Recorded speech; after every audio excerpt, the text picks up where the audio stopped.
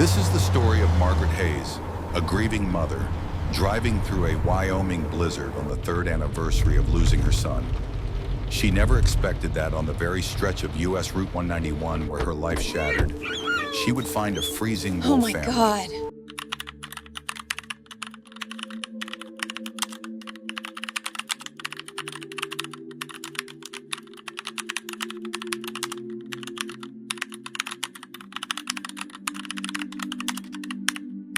Temperature was plunging to -20, but Margaret Maggie, as her friends called her, pulled her truck onto the shoulder at the exact spot where Daniel had died.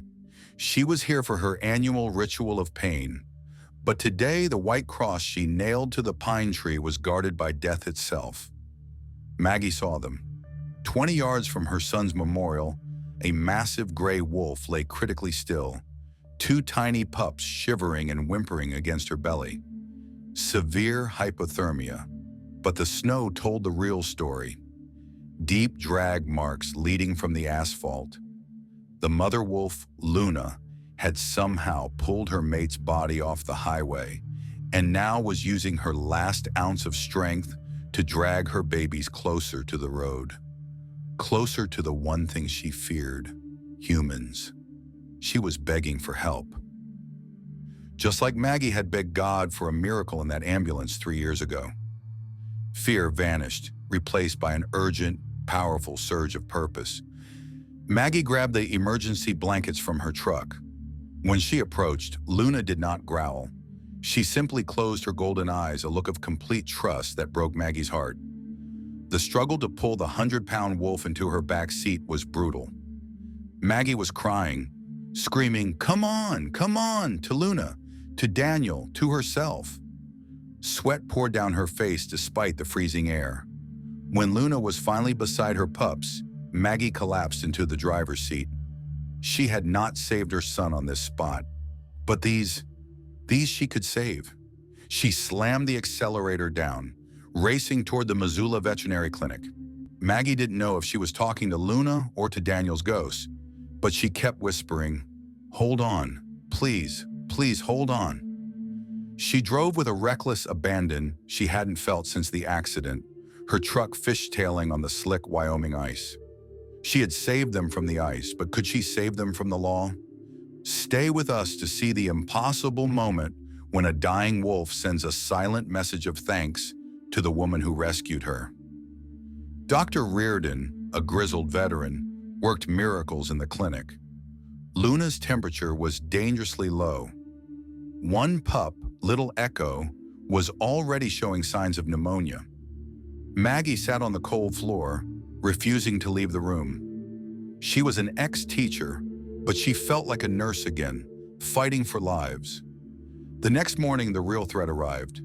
Agent Patricia Pat Jensen of Wyoming Fish and Wildlife. A stern, formidable woman walked in. Mrs. Hayes, Agent Jensen said, her voice sharp. Protocol is clear. Wild animals must be transferred to a certified facility immediately. Your intervention, while perhaps well-intentioned, may have done more harm than good by making them comfortable with a human. Maggie stood up, her grief-worn face surprisingly firm. She looked at me, Agent. She chose me. If you move them now, the stress will kill the little one. You'll be executing them by paperwork. Jensen leaned in, her eyes narrowed. You are driving through a major blizzard with an injured, illegally transported predator on the anniversary of a fatal accident you were driving in, Mrs. Hayes. You were reckless then, and you are reckless now. Do you really want me to open that file? The threat was clear. Jensen was using Maggie's deepest guilt, the loss of Daniel, as leverage. The room went silent. Maggie met her gaze, no longer the broken woman, but the fierce mother. Do what you have to do, Agent, Maggie said quietly, her voice ringing with the clarity of a conviction long overdue. But first, you saved them. Jensen stared for a long, agonizing moment. She saw not the guilty driver, but the mother. She sighed, her posture softening only slightly. 72 hours, medical stabilization only, no contact. Then they go to the Northern Rockies sanctuary. Maggie had won the first battle, but the cost was high. She had confronted the guilt of the past and walked away, choosing the future. Maggie used those 72 hours to pour every ounce of her remaining energy into Luna and the pups. She fed tiny Ash and fragile Echo with a bottle, preparing them for the separation she knew was coming. As the transport team arrived, Luna pushed her nose against the crate bars, her golden eyes locking onto Maggie's. It was a silent, sorrowful goodbye.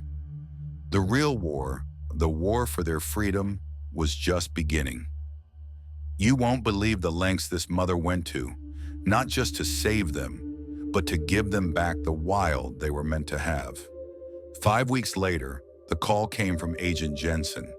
The wolves were fine, thriving in the sanctuary, but Luna refused to socialize. She was pathologically protective of Ash and Echo, treating the other rescued wolves as threats. The diagnosis was clear: trauma-induced overprotection. Luna would never let her pups learn pack behavior. "They will spend their lives in a cage, Margaret," Jensen admitted over the phone. "They'll be safe, fed, but caged forever." Then came the impossible proposition: the assisted rewilding program, a remote cabin in the Bitterroot Mountains. 6 months of total isolation. Maggie would be the only human. She wouldn't be their friend. She would be their food source and their ghost. She had to teach them to fear her, to fear all humans, so they could be free. "Why me?" Maggie asked, her voice trembling. "Because Luna trusts you," Jensen stated simply. "She sees you as family. She will follow your lead to freedom where she won't follow ours." Maggie took the assignment. She traded her cozy, empty home for a rough timber cabin with no internet, no phone service, and an ancient wood stove. The first month was a slow, agonizing process. She placed deer carcasses farther and farther away. She became an observer, not a caregiver. One cold April night, Maggie was tracking Luna from a distance using her night vision binoculars. Luna was teaching Ash and Echo how to stalk. Suddenly, Maggie saw a pair of distinct green eyes watching the wolves from the high rocks. A mountain lion, a cougar. Luna didn't see it. The apex predator was focused on the pups. Maggie's heart seized. "Daniel, I can't lose them again." Her finger instinctively went to the flare gun trigger. She could scare the cougar off, but the training protocol screamed in her mind. Interference means dependence.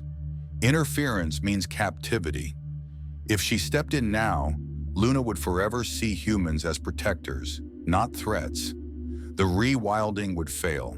She whispered a frantic prayer, a bargaining with God she hadn't dared since Daniel died. Luna, sensing the distant threat, let out a guttural growl and physically shielded her pups. The cougar, hesitant, eventually slipped away into the night. Maggie finally lowered the flare gun, her body shaking violently. She had made the hardest choice a mother could make: to choose freedom for her children, even if it meant risking their lives. As spring turned to summer, the process became unbearable. Maggie needed to cut back on feeding. Luna and the pups had to hunt for themselves. The separation was working. Luna and the now large pups avoided the cabin, deep in the forest.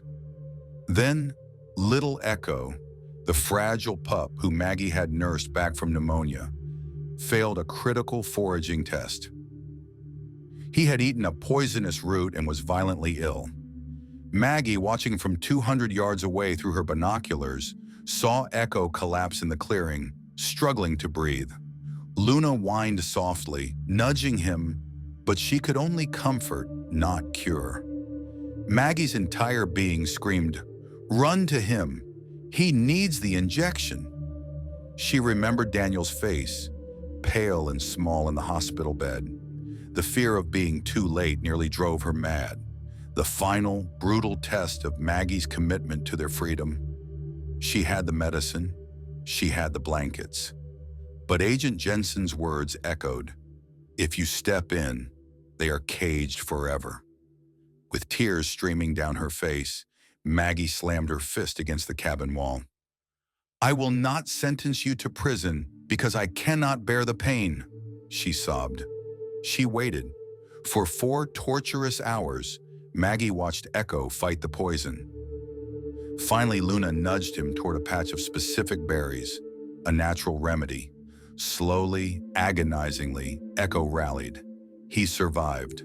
Maggie had won, but the victory felt like a crushing defeat. She had sacrificed her mother's heart for their freedom. The next day, Rachel Jensen arrived for the final evaluation. They avoid the cabin completely. They are hunting together. They are wild, she said, her voice filled with professional admiration. "You made yourself obsolete, Maggie. It's time." Maggie watched the truck carrying the transport crates disappear. She had succeeded, but her heart was a raw, open wound. She gave them their wildness back. Now all she had left was an empty house and the echo of a life she couldn't save. But destiny had one more broken soul waiting for her. Maggie returned to her beautiful, empty house in Jackson Hole. The silence was louder than the howling wind. She had traded one pain for another. The emptiness became a physical ache. The absence of the wolves was a reminder of Daniel. After weeks of paralyzed grief, she finally did what she couldn't do in 4 years. She opened Daniel's bedroom door. The smell of crayon wax, dust, and little boy innocence was overwhelming. She sat on his bed, the soft, clean crying finally returning, not the desperate sobbing of guilt, but the cleansing tears of acceptance. The next day, she drove to the local animal shelter. She walked past the barking, jumping puppies. She stopped at the quietest cage in the back. There sat an older, gray-muzzled black lab mix. He wasn't begging. He was just watching her with tired, deep brown eyes. "That's Coda," the volunteer said gently. "Owner passed. No one wants an old dog." Maggie saw not a discarded pet, but another broken soul asking for a chance. She saw the same look of resignation she'd seen in Luna's eyes. She adopted Coda. That night, she was clearing the clutter from her old Subaru's console, the truck that had carried the wolves. Her fingers brushed against something cold and metallic under the seat. A small, tarnished silver locket on a chain. It wasn't hers. It wasn't Daniel's. Maggie held the locket. It was an impossible sign. A beautiful, small gift in the ruin. She felt a wave of inexplicable peace, a belief that she was not alone, and that Daniel's spirit, or perhaps a higher power, had sanctioned her path. Coda gave her routine. The locket gave her faith. She enrolled in online courses for wildlife rehabilitation. She was building a new life from the wreckage, one conscious choice at a time. She wasn't just surviving, she was honoring Daniel's memory by choosing to live. Months passed. Maggie earned her certification. She was healing, slowly, painfully. But the scars of the past still haunted the very road where her world ended. She knew there was only one thing left to do, the final journey. 5 years, 5 years of hell. But the final journey back to mile 47 would bring a reunion so miraculous, it would change everything she believed about fate. It was February 5th, 5 years to the day. Maggie drove her truck down US Route 191. She placed fresh flowers at the White Cross. This year, she also placed a small wooden carving of 4 wolves, Luna, Ash, Echo, and a tiny 4th wolf for Daniel. She spoke to the freezing air, her voice trembling but steady. "I don't know if I'll ever be okay, Daniel, but I'm better. I'm trying. I hope that's enough."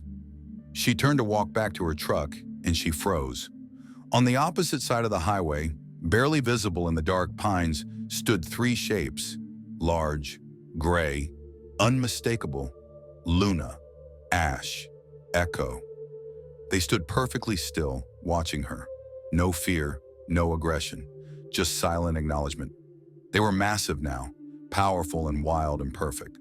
30 miles from their known habitat, on the anniversary of her son's death, They were here. It defied logic. Maggie raised one trembling hand, whispering a silent, tearful message across the asphalt. Thank you for saving me, for showing me that broken things can heal. Luna, the mother wolf, took one step forward. Her golden eyes met Maggie's. It was a connection that transcended species and time. It was a moment of complete, mutual absolution. Then Luna turned. Ash and Echo followed, dissolving into the trees like smoke. They were gone. Maggie got back into her truck. She sat for a long time, the tears streaming down her face, but she was smiling. The grief would always be there, but it was no longer a cage. It had transformed into love carried forward. She had learned the final lesson from a mother wolf dying in the snow. Survival is not betrayal. Building a new life from the ruins of the old one is not forgetting. It is honoring the love that mattered so much. Maggie drove home to Coda, to a life that was finally possible. If this story of finding hope in the heart of the wild moved you, please let us know in the comments below. Tell us what choice you would have made at mile marker 47. And don't miss our next incredible tale of human compassion. Just click here to watch now.